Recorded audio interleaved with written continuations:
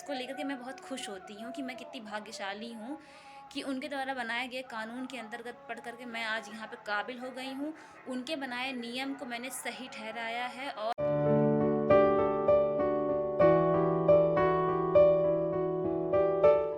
तो फ्रेंड, कैसे हैं आप सब? आशा होगा अच्छे होंगे। तो हम आ गए एक नए ब्लॉग के साथ और कुछ और नई जानकारी लेके। तो फ्रेंड्स, जैसा मैंने पिछले वीडियो में बताया कि रिज़ल्ट डेट मेरा आ गया और मुझे ये पता चल गया कि मैं उस जॉब में सेलेक्ट हूँ। और इसमें कई सारे जो है अलग अलग पोस्ट थी जो है, तो सब में हम लोगों ने फॉर्म भरा था और जिनमें से एक में मेरा सिलेक्शन हुआ। और ये मैं बहुत ज़्यादा इस चीज़ के लिए खुश थी, बहुत ज़्यादा, क्योंकि 2007 से, अगर इस जर्नी को मैं देखूं, 2007 से मैंने अपनी स्कूल की पढ़ाई भी इसी पर्पज़ से की, इसी बेस पे कि मैं एक दिन आगे जो है जॉब करूँगी। और मैंने 10th और 12th की पढ़ाई इसी बेस पे की। फिर उसके आगे चल के जो है मैंने आगे एएनएम या फिर जीएनएम करने का सोचा था, बट बीच में मेरी शादी कर दी गई, जिसके बाद सारी चीज़ें चेंज हो गई। कुछ ऐसा चेंज हुआ कि कुछ कह नहीं सकते हैं। वहाँ पे ऐसी ऐसी चीज़ें होती थी कि आपको खाना खाने के लिए, आपको कपड़े पहनने के लिए, आपको उठने के लिए, बैठने के लिए, आपको कब सो के उठना है, कब सोना है, कहाँ जाना है, क्या करना है, हर तरह की चीज़ें बिल्कुल आपके ऊपर कंट्रोल कर दी गई थी कि आपको ऐसे करके रहना है। साथियों, मैं बता नहीं सकती हूँ कि मैं मतलब एक तरह से डिप्रेशन में जी रही थी 2014 से लेकर के 2017-18 तक। मैं बिल्कुल डिप्रेशन में जी हूँ। और मैंने अपने आप को कितना मजबूत किया है ये मैं जानती हूँ। मैं भी बता नहीं सकती हूँ। मैं मतलब जब मुझे जॉब मिली तो मैं कितनी खुश थी उस चीज़ से कि मैं बिल्कुल ज़ाहिर नहीं कर सकती हूँ। और कितना रो रो के, कितना कैसे मैंने ये दिन गुजारे हैं, ये साल बिताए हैं, मैंने किस तरह से मेहनत की है, मैंने अपने बच्चे को छोड़ के मेहनत की है, मैं बता नहीं सकती हूँ आप लोग को, बहुत ज़्यादा। और अभी आज इस प्रेजेंट में मुझे ये सोच के बहुत अजीब सा रोना सा आ रहा है कि मैं कैसे ये आपको बताऊं कि मैंने क्या क्या फेस किया उस वक्त। लेकिन आज जब मुझे जॉब मेरे पास है तो आज मैं बहुत अपने आप को बिल्कुल स्ट्रांग समझती हूँ कि हाँ, अब मेरी जो इच्छा है मैं वो कर सकती हूँ, मैं ये खा सकती हूँ, मैं ये पहन सकती हूँ, मैं यहाँ जा सकती हूँ, मैं ये काम कर सकती हूँ, हर चीज़ों के लिए। तो इसलिए मैं कहती हूँ सभी से, ये मेरा ब्लॉग बनाने का मेन पर्पस यही है कि लड़कियाँ, ख़ास तौर पे लड़कियाँ जो एक सीमित जगह पे हैं, जिनको कॉन्स्ट्रिक्ट करके रखा जाता है, जिनको कहा जाता है कि नहीं आप ये काम मत करिए, आप बाहर ना निकलिए, आपको ये नहीं करना है, तुम्हारे लिए ये काम नहीं बना, तुम ये नहीं कर सकती हो, तुम बाहर मत निकलो। ये ब्लॉग उनके लिए है ख़ास तौर पे। वो देखें, थोड़ा सा मेरी कहानी से सीखें कि अगर आप मेहनत करते हैं और संघर्ष करते हैं और एक ज़िद लेके बैठे हैं तो आप आगे ज़रूर बढ़ते हैं, चाहे वो जैसी भी कंडीशन हो। तो आज मैं इस जगह पे हूँ। आज मैं 1.5 साल से इस जॉब में हूँ, नौकरी कर रही हूँ और पैसे कमा रही हूँ, अपना और अपनी बेटी का भरण पोषण कर रही हूँ। जो भी पास्ट था वो सब मैं छोड़ दी हूँ और आगे बढ़ गई हूँ। और बहुत कुछ लाइफ में चेंज हो गया है।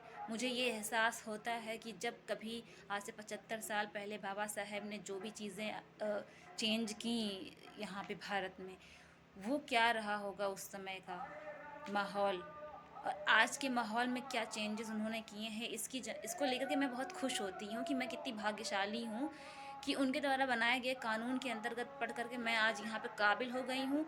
उनके बनाए नियम को मैंने सही ठहराया है और भी लोग सही ठहरा चुके हैं। लड़कियाँ, बहुत सी लड़कियाँ, उन्हीं में से एक मैं भी हूँ। मैं सच बता रही हूँ, जिस वक्त मुझे ये जॉब मिली है मैं इतनी इमोशनल हो गई थी, इतनी इमोशनल हो गई थी कि मैं आप लोगों को बता नहीं सकती हूँ। बहुत ज़्यादा। जहाँ आपको एक रोटी खाने के लिए आपको बोला जाए, आपको सब्ज़ी ना दी जाए, हफ्ते भर 2 हफ्ते भर घर में सब्जी नहीं होती थी, दाल नहीं होते थे। अब वो कहा जाता था कि तुम पैसे लेके आई हो तो तुम खुद लेके आओ ना, तुमको खाना है तो तुम लेके आओ ना, तुमको ये बनाने की क्या ज़रूरत है, तुम घर में से क्यों ले रही हो। जब ये सब सुनना पड़े आपको, पता नहीं कौन लोग हैं कहते हैं कि आपका ये घर है, आपका वो घर है। कैसा घर है? जब इंसान इंसान को इंसान ही ना समझे तो कैसा घर है?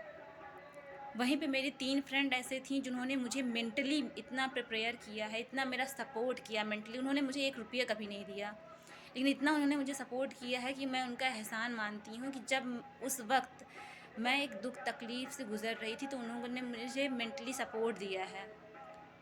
और एक शक्ति मेरे अंदर थी, एक मैंने जिज्ञासा थी कि मैं भी जॉब करूँगी, मैं आगे निकलूँगी। वो दोनों मिला करके आज मैं इस जगह पे हूँ। और आज मुझे ऐसा लगता है प्रेजेंट में कि पास्ट मेरा कुछ था ही नहीं, कभी कुछ नहीं था। जो भी था वो आज है बस। हाँ, मैंने सपना देखा था कि मैं जॉब करूँगी और आज मुझे जॉब मिल गई, बस इतना ही था। बीच में क्या हुआ 4-5 साल वो मुझे बिल्कुल भी अब याद नहीं है, अब मुझे एहसास नहीं होता है। तो मैं आज बहुत खुश हूँ दोस्तों, बहुत ज़्यादा खुश हूँ। और प्लीज़ आप सबसे यही रिक्वेस्ट है कि आप अपने घर में अपनी बहन, अपनी बेटी, अपनी दीदी, अपनी बुआ, मम्मी, किसी को भी किसी तरह की कॉन्स्ट्रिक्ट मत करें, किसी चीज़ पे रोक टोक ना करें आप। उनकी जो इच्छा है, जो वो करना चाहते हैं उनको करने दीजिए। यही एक ज़िंदगी मिली है, मरने के बाद हम कहाँ जाएंगे हम नहीं जानते हैं, इसलिए प्लीज़ करने दीजिए। तो दोस्तों आगे हम और ज़्यादा बात नहीं कर पाएंगे क्योंकि अजीब सा मुझे हो रहा है। फ़िलहाल आपको ये ब्लॉग कैसा लगा आप बताइएगा, लाइक करिएगा, शेयर करिएगा और अपने राय ज़रूर कमेंट में दीजिएगा कि आपको ये ब्लॉग मेरा कैसा लगा और जो मैं संघर्ष कर रही हूँ, मेरा संघर्ष आपको कैसा लगता है, आप उसके बारे में क्या सोचते हैं, उसके अपनी राय ज़रूर दीजिएगा प्लीज़। थैंक यू दोस्तों, बाय। तो दोस्तों मैं जहाँ ड्यूटी करने जाती थी, जो ऑनलाइन मेरी ड्यूटी थी, वहाँ पर मैं स्कूलों में जाया करती थी। तो वहाँ पे देखिए आप बच्चे जो है वहाँ का खाना खुद लेके आ रहे हैं और इतना गर्म खाना वो लेके आ रहे हैं। मान लीजिए कहीं गलती से अगर वो जल जाएँ तो कौन ज़िम्मेदार होगा। और वहीं पे आप देखिए पीछे से एक टीचर आ रहे हैं, वो जो है इन्हीं बच्चों को उल्टा डांट रहे हैं। आखिर व्यवस्था ये क्या है, ये कैसी व्यवस्था है? ऐसा होना चाहिए?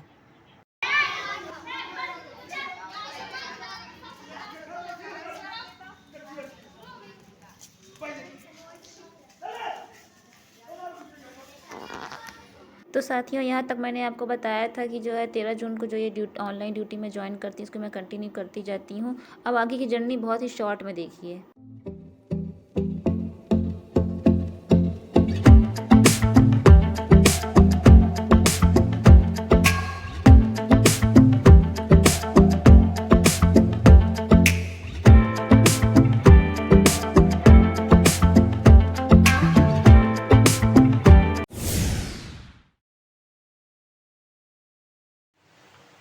है सम्राट, आप अच्छे होंगे, हम भी अच्छे होंगे।